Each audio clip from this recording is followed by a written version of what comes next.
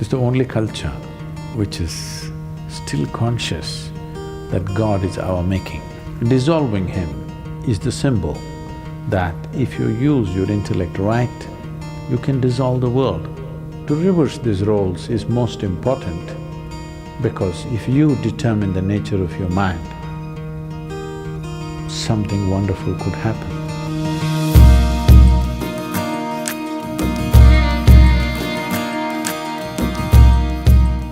There is a festival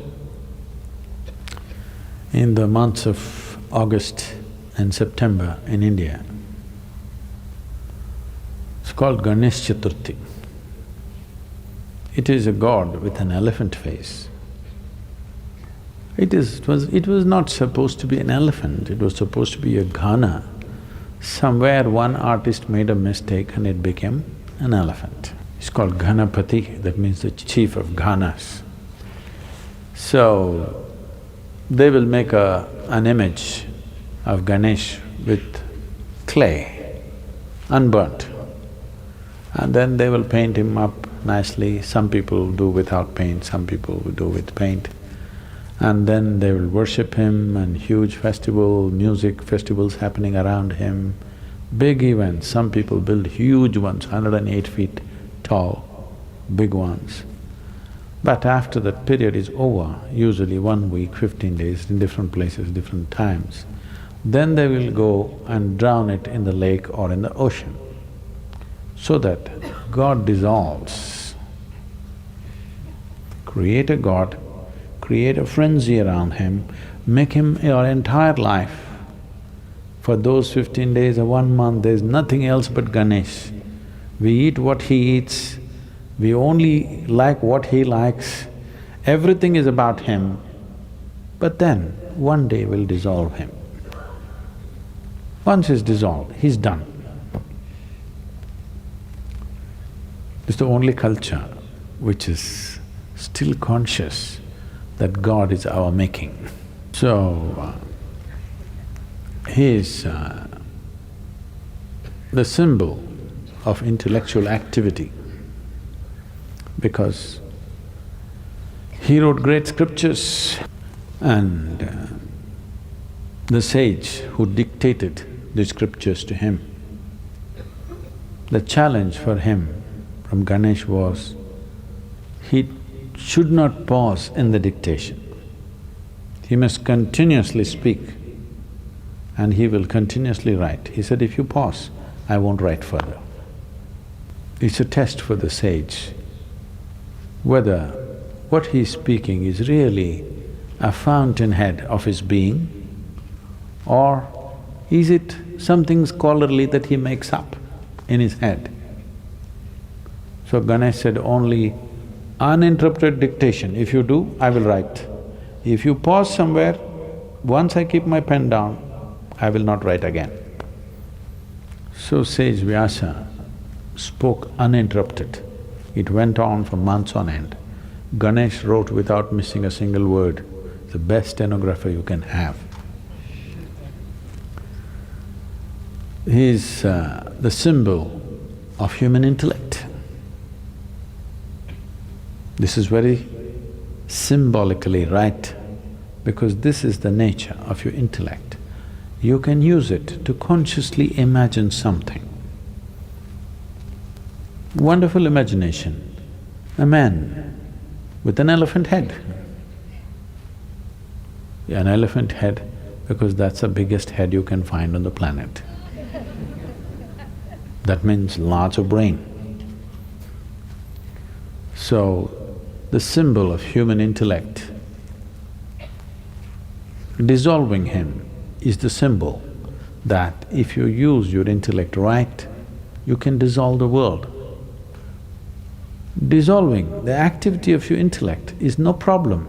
Once you dissolve the world with your imagination, switching off the imagination is not a big problem. You can obliterate the universe with your imagination. In your experience, universe will not exist if you create a powerful imagination. But then, switching off the imagination is a much simpler process. If the imagination is consciously developed, turning it off is easy. Right now, bits and pieces of imagination happening unconsciously, it looks like it's impossible to stop it. So the entire festival is symbolic of this, that we create him and you must see the festivity that happens around him. Usually, he's kept in public places. In every home, it'll be kept, private ones.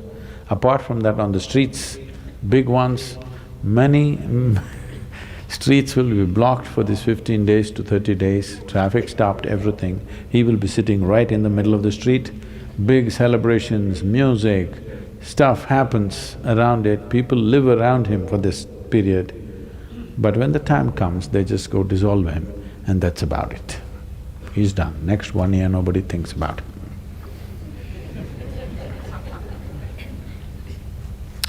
If you could do this full-fledged with your imagination and your intellect, oh, this mind or this activity that we call as mind,